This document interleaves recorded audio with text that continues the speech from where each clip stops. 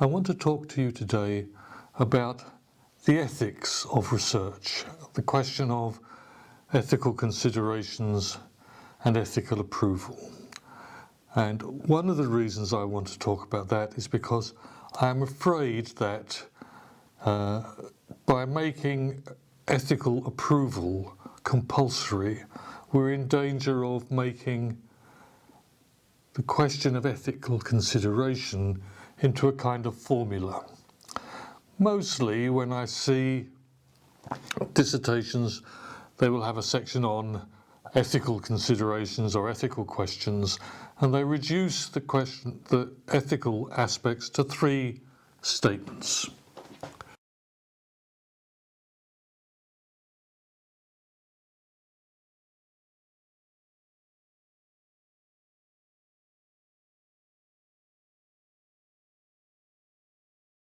And these are the three questions that are mostly I see reported in dissertations: the question of anonymity, the question of informed consent, and the question of keeping a person's data secure.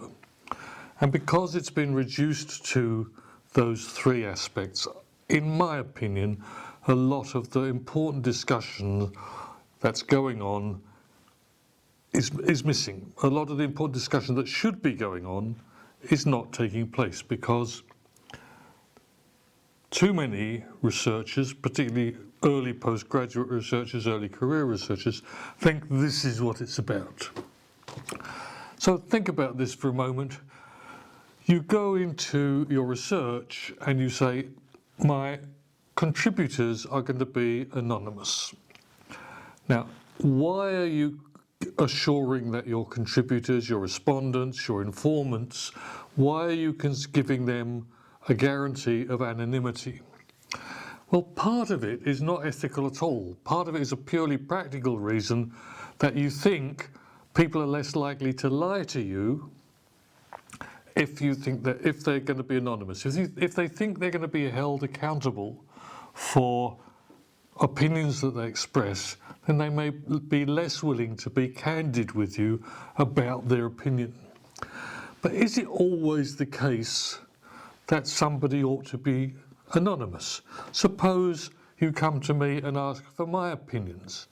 Now, I go to a lot of trouble to get my opinions out there in the world. I write articles, I write books, and I attach my name to them.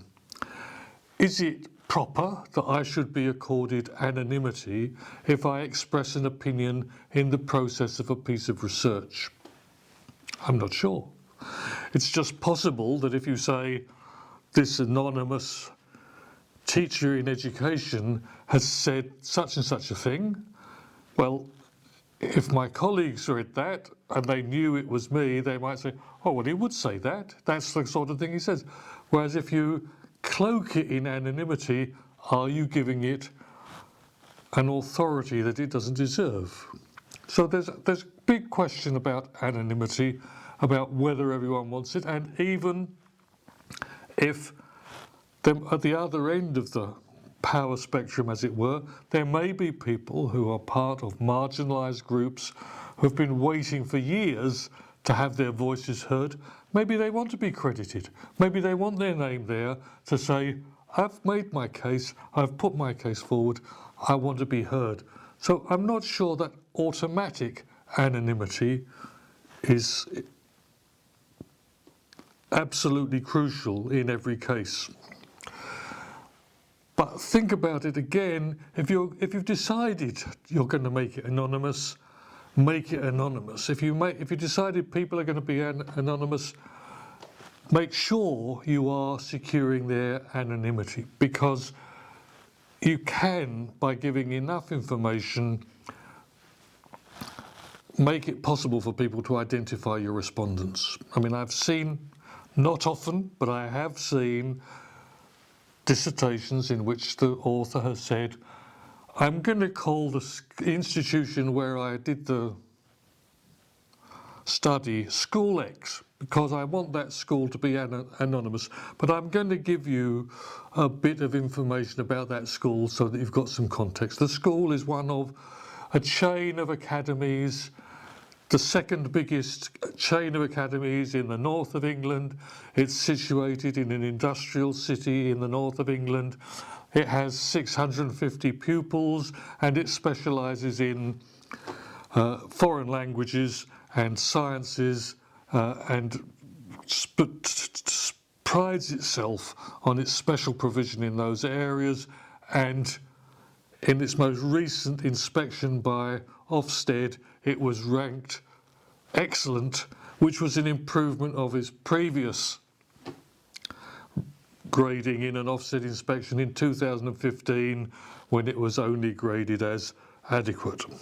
Now I have no idea whether there is such a school, because I've just made those figures up, those facts up off the top of my head.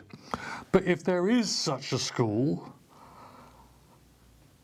that fits those criteria, a good researcher should be able to find it on the basis of that information. And if they can't find it, they'll be able to narrow it down to 2 or 3 possibilities. And you're writing for researchers, so you assume that if you've given somebody enough information in that form, they'll be able to identify it. And if you say, in that school I talked to the head of the French department, that identifies an individual. So if you're going to do anonymity, it has to be done properly. It has to be done with consideration and thoughtfulness. And that's the problem with a formula. That's the problem with a formula, that it takes away, appears to take away, the need for thought. You just apply the formula and it's settled. What about the second question, informed consent? I'm going to go in there, I'm going to ask people if they'll take part in my research project, and I'm going to tell them what the research project is about. And in order for them to consent, in order for them to be able to consent willingly, properly, they need to know what they're consenting to. They need to know what the research project is about. So I'm going to go in there and I'm going to tell them what the research project is all about. So now think about that again. I'm going to ask you to take part in a small experiment. I'm going to show you a short video. It's going to be a short video of volleyball players, some of them in white shirts, some of them in black shirts, and they're going to be working in teams, passing a basketball between them, and they're going to mill around in the video, and I'm going to ask you to count the number of passes, the number of pass times a player in a white shirt passes the ball to a player in a white shirt. But the trick is, halfway through the video, a person in a gorilla suit is going to walk through the scene, and I'm going to ask whether you've noticed the gorilla walking through the scene. Now, I've just ruined the entire experiment for you, because you're now looking for the gorilla as well as counting the passports. And if you're already primed, most people who've been told that there's going to be a gorilla will see the gorilla. If I don't tell you that what I'm really doing is asking you about looking for the gorilla, then half of the people who see that video don't notice the gorilla. If you want to know more about this,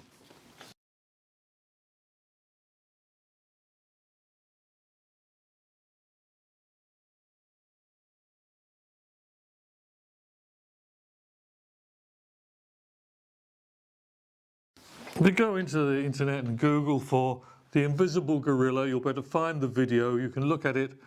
I've spoiled it for you entirely because I've now told you what it's about.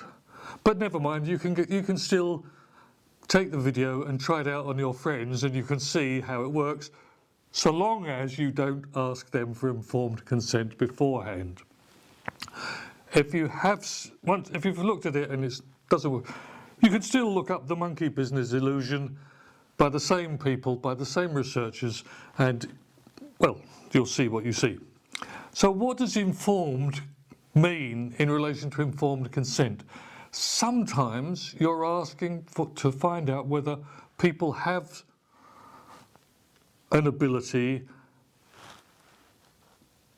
unexpectedly. It's important that they're kept in the dark. Some people need to be kept in the dark before you, in order for the test that you're running with them to work. So informed consent needs to be moderated by some measure of common sense. And then we promise people who are going to be our respondents security of data. I'm going to keep your data.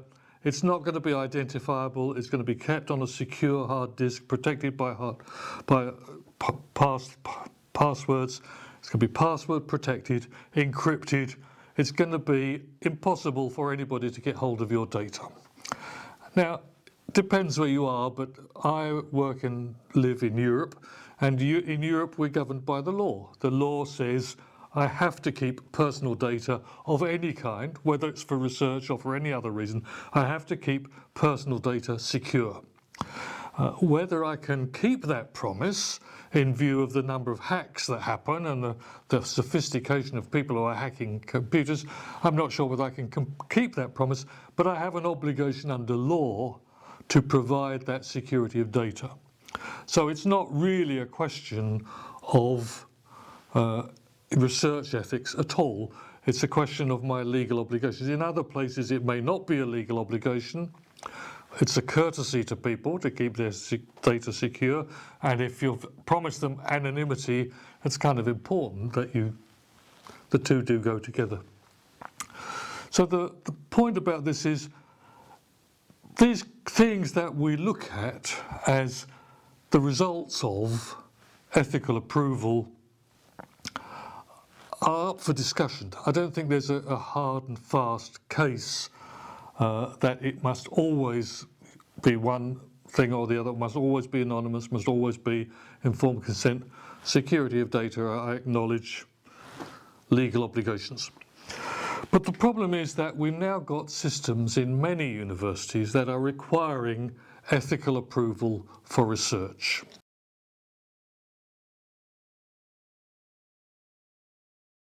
So this comes under the overall heading of ethical approval, and this is a headache for everybody. It's actually, in my view, completely over the top. It's modelled on medical requirements. We in the humanities and social sciences do not actually often put people in physical danger. We ask them questions or we observe them going about their normal daily business, and the need for ethical approval and the measures for ethical approval ought to be proportionate to the risk that people are running.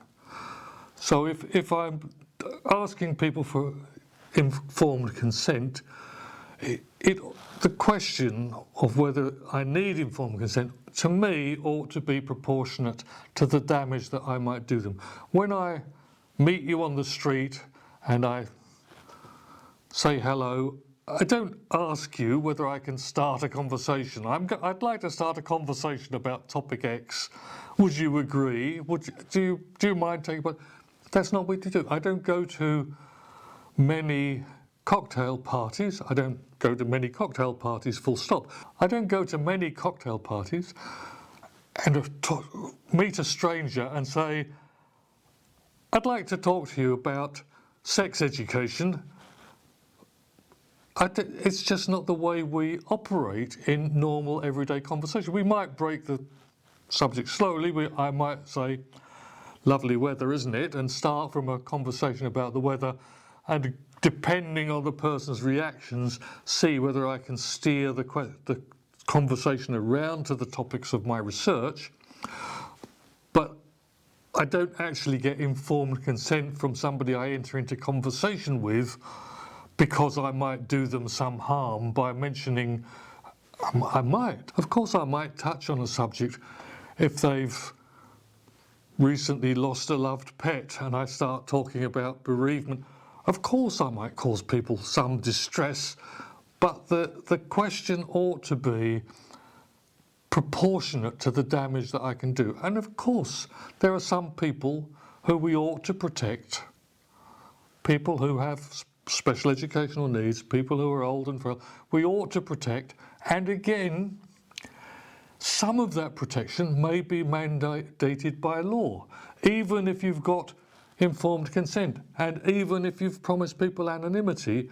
If people give you information about child abuse, certainly in the UK and in many other jurisdictions, you are required by law to do something about it. I mean, you're not in a position to live up to a simple formulaic result. Now, in fairness, if you go to the British Educational Research Association, they have guidelines on ethical research. They have a booklet on guidelines for what researchers are expected to do, and the fundamentals that they set out are that one ought to show respect. One ought to show respect for the people that are collaborating with you. You ought to show respect for knowledge. You ought to show respect for the community that you're working in, and you ought to show respect for other colleagues and researchers that you're working with. And the British Educational Research Association developed that out into a 40-page booklet. It's a complicated discussion, and it ought to be a complicated discussion. It ought not to be a simple formula. And in two areas, I would say I would take it further than the British Educational Research Association does. But before I do that, let me say some of the discussion that I'm presenting here I owe to friend and former colleague of mine, Robert Dingwall. And Robert Dingwall wrote an article published some years ago called "The Ethical Case Against Ethical Approval of Research." And what Dingwall argues, and to my mind argues forcefully, is that ethical approval unnecessarily restricts what university researchers can research. I've said some of the grey areas here in terms of anonymity and informed consent. He illustrates this with some cases which are actually ridiculous, that if you need to get informed consent, and that normally means you need to have proof of informed consent, which means you need written consent of an informed decision. And if you're working with people who for some reason can't write or won't write for cultural reasons, it actually makes certain bits of research impossible. So there's a whole reason, and certainly there are cases where if you're researching people who are involved in illegal activity, you can't expect their cooperation if you're insisting on informed consent that you're going to publish what you find out. And what Dingwall argues is that it means we're hamstrung. We're not able to do research that investigative reporters of newspapers can do, for example.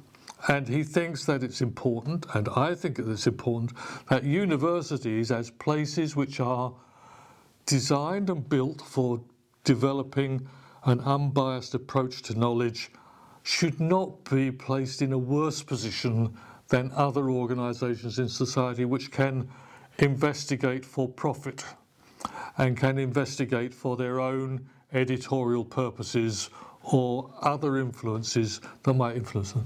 Ethical approval in the humanities and social sciences, and especially we're saying the humanities and social sciences, because by and large research in humanities and social sciences is about talking with people and observing them in their everyday activity.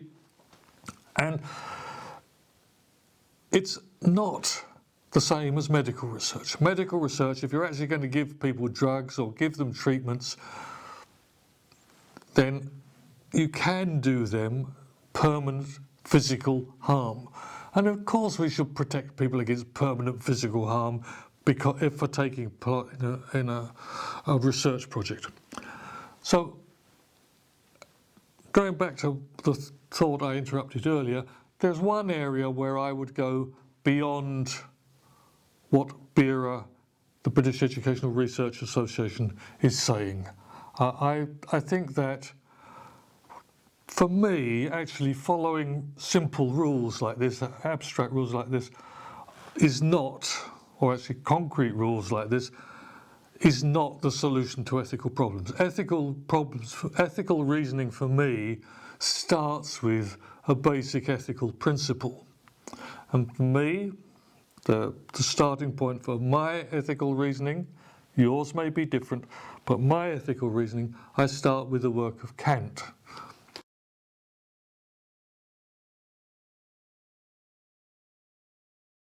And Kant put forward the idea of the categorical imperative.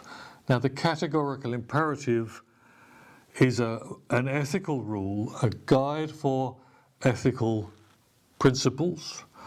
And what it says is that if you have a rule that you should follow, if it's going to be an ethical rule, you should be able to wish it to be applied universally.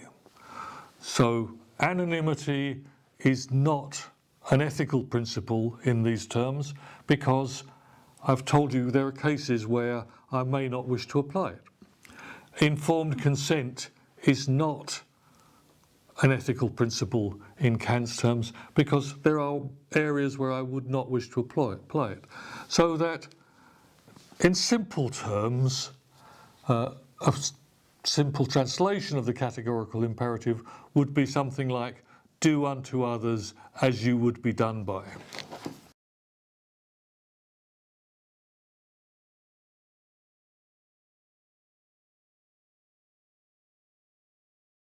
So there you are. You should be able to look at an ethical principle and decide whether it's ethical or not by whether you would wish it to be done in your case if you were the participant in research, and if you were and if the other person was the researcher, would you be happy to be a participant in those conditions? And I extend that to take into account theory. I think that a good researcher, an ethical researcher, should only apply to their participants, only apply to the subjects of their research, theories that they would be happy to have applied to themselves. And I think that would be a very good thing for theory, but it would mean that a lot of things that are done in the name of educational research would be ruled out by that ethical consideration.